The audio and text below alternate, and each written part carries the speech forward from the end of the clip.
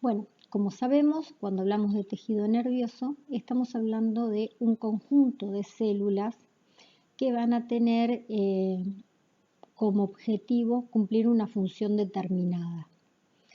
En este caso, vamos a hablar de las células que acompañan a las neuronas, cumpliendo diferentes funciones. Estas son las células gliales. Las células gliales o neurópoli van a acompañar a las neuronas cumpliendo diferentes funciones. Y básicamente las podemos dividir en dos grupos. Las neuroglía, que forman parte del sistema nervioso central, y la neuroglía, que forma parte del sistema nervioso periférico. En el sistema nervioso central vamos a encontrar básicamente 4 tipos de células. Los oligodendrocitos son células que tienen un componente de lípidos, lipídico, de tipo lipídico, de ahí oligo, y su palabra dendrocitos viene de árbol, o sea que va a tener una estructura sumamente ramificada. ¿Por qué? Porque estos pequeños bracitos que va a formar esta célula van a ir envolviendo parte de los axones de las neuronas que se encuentran en el sistema nervioso central. Su función es la de mielinizar estos axones, o sea que esos brazos van a ir envolviendo al axón con esta función que ya conocemos, que es de mantenerlo aislado para que este impulso eléctrico no se propague a sitios donde no se tiene que dirigir. Otra célula importante en el sistema nervioso central son los astrocitos. Los astrocitos, su palabra hace referencia a que tiene la forma estrellada, como un astro, una forma de estrella. Y particularmente esas prolongaciones que tiene la célula son las que le va a permitir estar comunicando, ser como un puente entre las neuronas y, por ejemplo, las células que forman la pared de los vasos sanguíneos, de los capilares arteriales que llegan para nutrir todas las estructuras del cerebro.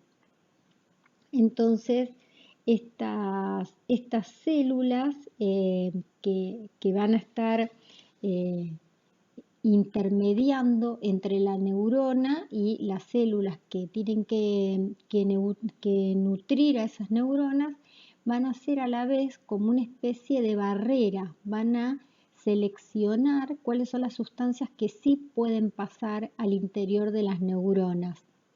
Por eso se las considera que son parte de la barrera hematoencefálica, junto con la microglía, constituyen la barrera hematoencefálica, ya que van a cumplir esa función de seleccionar qué sustancias pueden pasar o no a las neuronas. Otra célula que forma parte de esta glía del sistema nervioso central son las células de la microglía.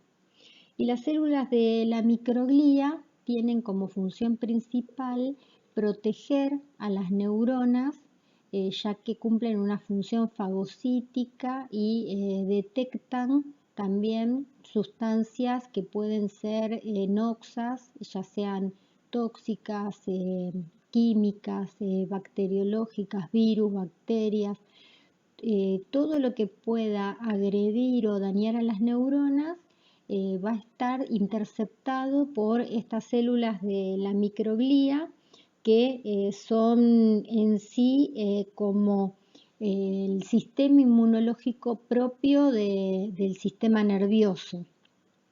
También estas células de la microglía se van a encargar de tomar a los desechos para su posterior lisis o eliminación. Y por último tenemos las células ependimarias. Las células ependimarias son unas células especiales que van a tapizar el interior de los ventrículos cerebrales, formando como un epitelio de revestimiento. Estas células van a tener unos cilios y se van a encargar de producir el líquido cefalorraquídeo. De esta manera, las células ependimales con esos cilios van a... Bueno, en el sistema nervioso periférico vamos a encontrar las células de Schwann y las células satélite. En el caso de las células de Schwann, su función, al igual que los oligodendrocitos, va a ser en este caso mielinizar los axones de las neuronas que corresponden al sistema nervioso periférico.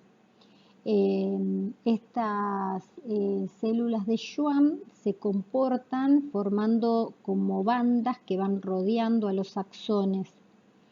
Y bueno, su función es la de producir mielina, que es la sustancia que va a la sustancia de origen lipídico que va a permitir que los axones se encuentren protegidos. En cuanto a las células satélites, la función que van a cumplir estas células en el sistema nervioso periférico es parecida a la función de los astrocitos. En este caso, las células satélites en el sistema nervioso periférico tienen una forma de tipo poliédrica y las podemos encontrar sobre todo rodeando a los cuerpos neuronales, por ejemplo en las zonas de ganglios, ya que en general es el cuerpo de la neurona el que necesita adquirir sustancias, nutrientes e intercambiar desechos y productos con el resto del tejido.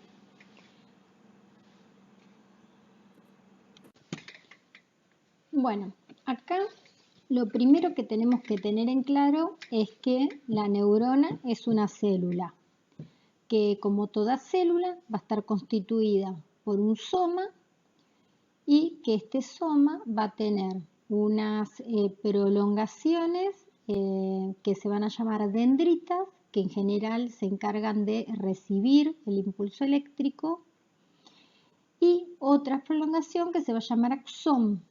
Y el axón es el que se va a encargar de emitir el impulso eléctrico, o sea, una vía sería de entrada y la otra vía sería de salida. Independientemente de esto, todas estas estructuras tienen una membrana plasmática, porque tanto axón, soma y dendritas, como son partes de la célula y son prolongaciones de la célula, va a estar siempre toda su superficie, todas estas estructuras van a estar rodeadas de membrana plasmática. Por lo tanto, como toda membrana plasmática, va a tener determinadas especializaciones que van a obedecer a la función que tiene que estar cumpliendo. Por ejemplo, van a tener canales iónicos, van a tener proteínas transportadoras, van a tener proteínas de membrana, van a tener botones o vesículas, como en el caso de la presinapsis, en lo que sería el axón de una célula, y la possinapsis, que sería en la dendrita de la célula siguiente, ¿sí? Bueno, entonces, ¿qué es lo que sucede? Cuando la célula está, la neurona en este caso está en equilibrio, no está trabajando, no está transmitiendo ningún impulso. Supónganse, ustedes ahora en este momento están escuchando este audio y tienen activas determinadas áreas de su cerebro donde están transmitiéndose constantemente impulsos, ¿no? Pero hay otras áreas del cerebro que ahora no están trabajando, que no están transmitiendo nada. Bueno, esas células estarían con un potencial de reposo. ¿Qué es ese potencial de reposo? Es una polarización que tiene que ver con una cantidad de carga que hay en el interior de esa célula, o sea, de la membrana plasmática hacia adentro, hacia el citosol, hacia el citoplasma, va a haber una concentración determinada de cargas. Y del otro lado de la membrana plasmática, o sea, en el espacio extracelular, va a haber otra carga diferente. En este caso, en el potencial de reposo, lo que tenemos es una concentración más abundante de cargas negativas en el interior de la célula y una concentración más grande de cargas positivas en el exterior de la célula, en el espacio extracelular. ¿Sí? En el espacio extracelular va a haber abundancia de iones cloruro, en el espacio intracelular de iones potasio. Bueno, en el potencial de acción, venimos de una célula que está en reposo, tiene un potencial de membrana que está en reposo, o sea que está cargada. En el espacio intracelular negativamente, en el espacio extracelular positivamente, ¿sí? En general, en el espacio intracelular tenemos iones potasio, en el espacio extracelular iones cloruro, iones sodio, ¿sí? Eso como regla general. Ahora vamos a pasar a la fase del potencial de acción. ¿Qué pasó? Viene un impulso nervioso. Esa célula tiene que transmitir. Entonces, ¿qué es lo que va a pasar? En la membrana plasmática se van a empezar a abrir los canales iónicos y van a hacer que el sodio que está en el espacio extracelular empiece a pasar a través de esos canales iónicos al espacio intracelular. Y el espacio intracelular se va a empezar a llenar de cargas positivas, porque el sodio tiene carga positiva. Este proceso dura 1 milisegundo.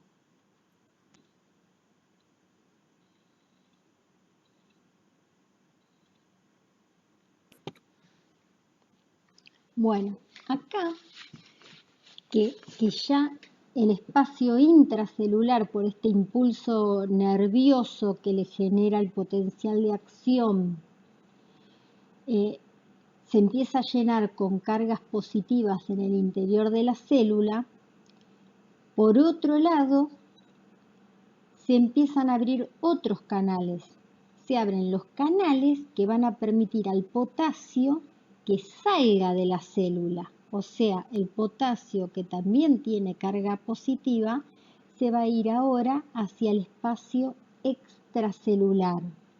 Y al salir de la célula va a empezar a generar que en el interior de la célula se acumulen cargas negativas, mientras que en el exterior de la célula se van a acumular cargas positivas.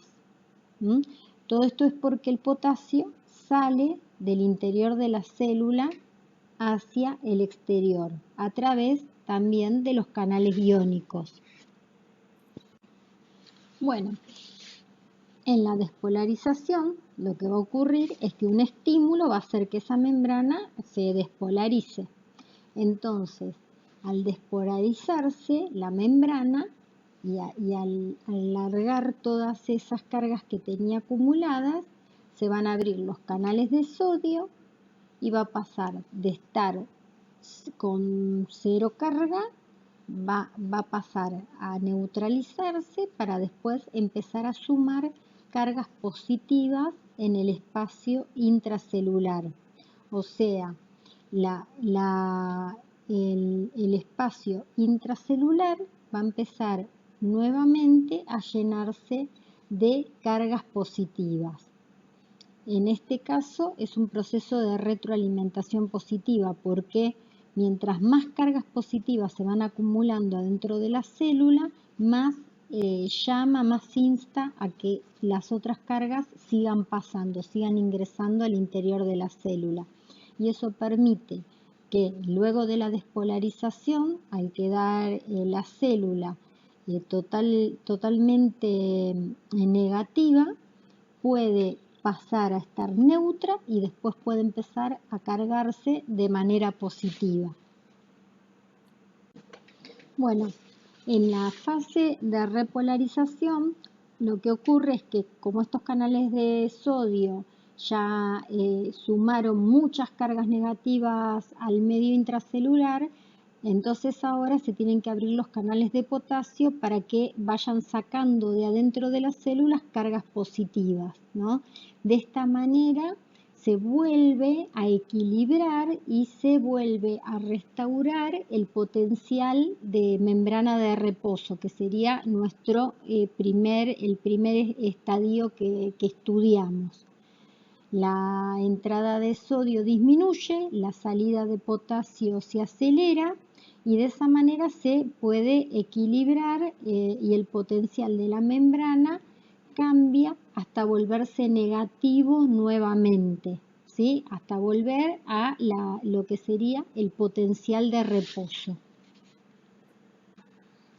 Bueno, acá lo que sucede es que vamos a entrar a la fase final de lo que es la repolarización, que sería volver a llegar al equilibrio de la situación inicial, del potencial de reposo.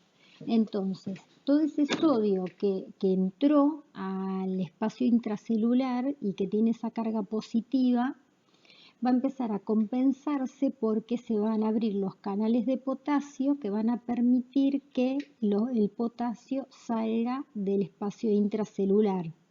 De esa manera se van a equilibrar las cargas y va a pasar de estar cargado positivamente a después estar neutro y a después quedar con carga negativa el interior de la célula, el espacio intracelular. Bueno, ¿qué es lo que va a pasar acá en la fase de repolarización? Nosotros habíamos dicho que las cargas de sodio habían entrado al interior de la célula, se habían abierto los canales y había ingresado el sodio al interior de la célula. De esa manera se empezaron a ganar cargas positivas en el interior de la célula. Entonces, ¿qué es lo que sucede? Se abren los canales de potasio y salen cargas positivas del interior de la célula. De esta manera, la salida de cargas positivas hace que la célula, de estar cargada positivamente, pase a estar neutra y para luego quedar cargada negativamente. Cuando queda cargada negativamente, esa célula vuelve a estar en potencial de reposo. Bueno, en la fase de repolarización, lo que va a suceder es que a partir de este estímulo, donde la membrana empezaba a habilitar a que ingresen los iones de sodio y a cargarse positivamente en su interior, una vez que esa carga es lo suficientemente importante, en la fase de repolarización lo que va a ocurrir es que se van a abrir otros canales iónicos y van a permitir que el potasio que estaba en el interior de la célula salga. Al salir el potasio, las cargas positivas van a irse nuevamente al espacio extracelular y de esta manera la célula, de estar cargada positivamente, va a pasar a estar neutra hasta después poder tener una carga negativa. va a poder tener una carga negativa de hasta 70 milivoltios, que sería lo que es la célula en el estado de potencial de membrana de reposo. Volvemos al estado inicial, al estado de potencial de membrana de reposo. Bueno, el periodo refractario ocurre cuando los canales de sodio se inactivan y se activan los canales de potasio. Bueno, el término conducción continua y conducción saltatoria hace referencia a cómo se va a propagar ese impulso. En el caso de la conducción continua, es esa que se da entre fibras musculares y axones amielínicos, o sea, donde el axón no va a tener como cubierta el componente mielinizante. En cambio, la conducción saltatoria es cuando los axones son mielínicos y el impulso va a propagarse entre espacio libre del axón y espacio libre del axón. ¿Eso por qué ocurre? Porque la célula de Schwann o el oligodendrocito que esté recubriendo el axón de esa neurona va a tener espacios que va a estar interrumpido, que va a estar una célula recubriendo y después queda una parte desnuda de axón y otra célula que recubre. En ese espacio que queda formado por líquido extracelular, donde va a quedar como desnudo el axón y no va a estar recubierto por esa vaina de mielina, ahí el impulso va a tender a propagarse y a saltar esas células que van a estar protegiendo al axón, que van a estar recubriendo al axón. Bueno, nosotros ya aclaramos en otras oportunidades que para que sea efectivo el impulso eléctrico, la transmisión del impulso eléctrico, necesitamos de dos componentes, una sinapsis eléctrica y una sinapsis química. Cuando hablamos de sinapsis eléctrica, estamos mencionando a las corrientes iónicas, a esas cargas que se establecen de un lado y del otro de la membrana plasmática y que permiten que se conforme un flujo que permita el fluido de esas cargas eléctricas. Estas corrientes iónicas se dan entre la membrana plasmática de una célula y la membrana plasmática de la célula siguiente. En la membrana plasmática hay zonas que le permiten tener un contacto íntimo entre membrana plasmática de una célula y membrana plasmática de la otra. Se forman espacios de comunicación como nexos, como uniones de aberturas o proteínas que permiten que el interior, el citosol de una célula esté en contacto con el interior de la otra, con el citosol de la otra. Es como si fueran verdaderos túneles que permiten que esos iones transiten de una célula a la otra célula, como si tuvieran un flujo bidireccional. Ese tipo de comunicación es una comunicación muy rápida y muy efectiva. Entonces, de esa manera las células pueden trabajar de manera más sincronizada. Bueno, en la sinapsis química lo que ocurre es que por un lado, no hay contacto entre la membrana plasmática de una célula y la membrana plasmática de la otra. Las células están separadas y hay un espacio que se llama hendidura sináptica donde se encuentran los receptores.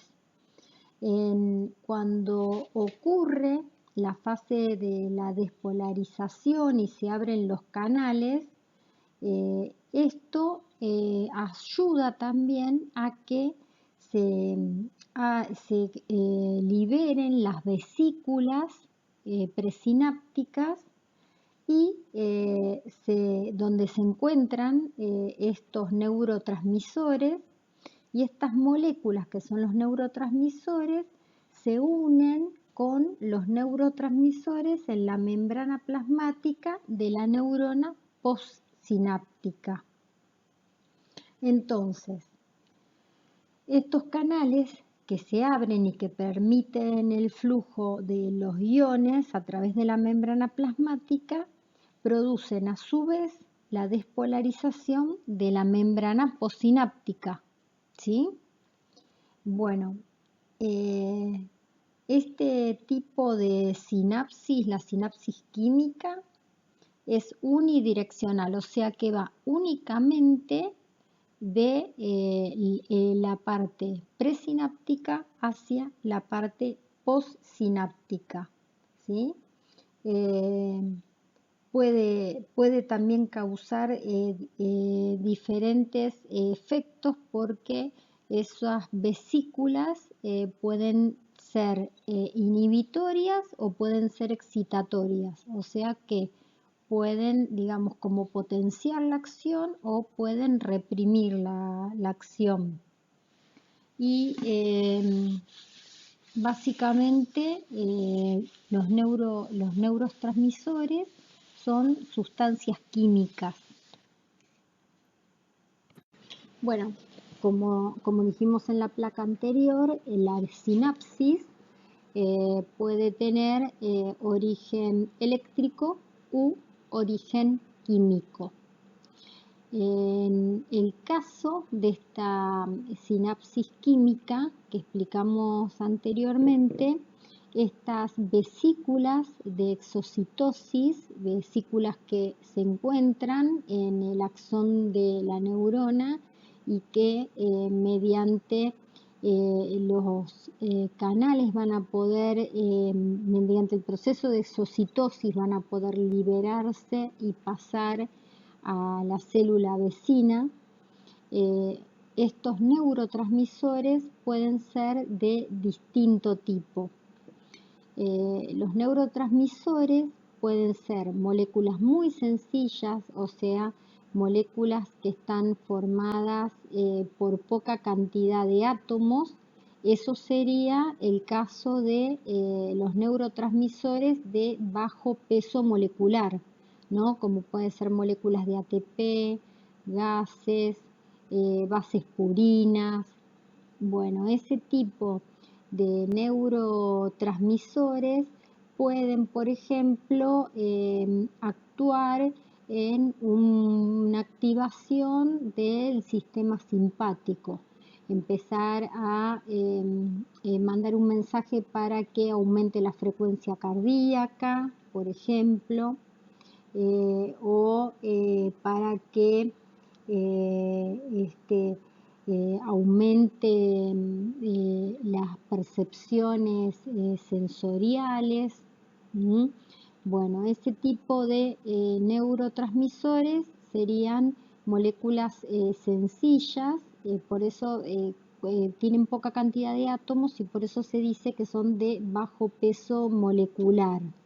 La acetilcolina es una muy conocida, también la serotonina, que serían de este tipo de neurotransmisores.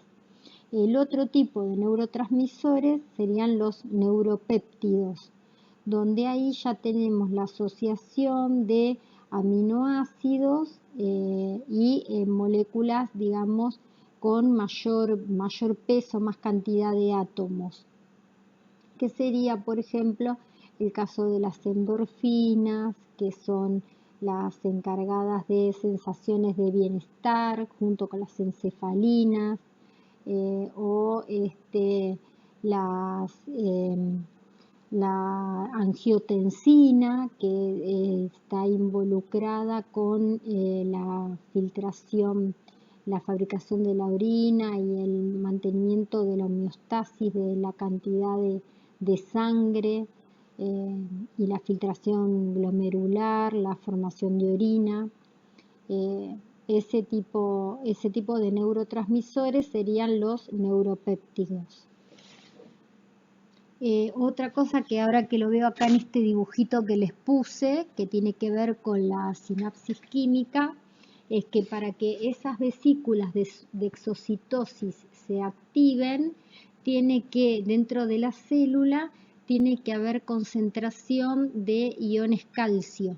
La concentración de iones calcio que van a ingresar a la célula a través de canales iónicos o de proteínas de membrana van a ser los que van a activar las vesículas de exocitosis para que estos neurotransmisores se liberen.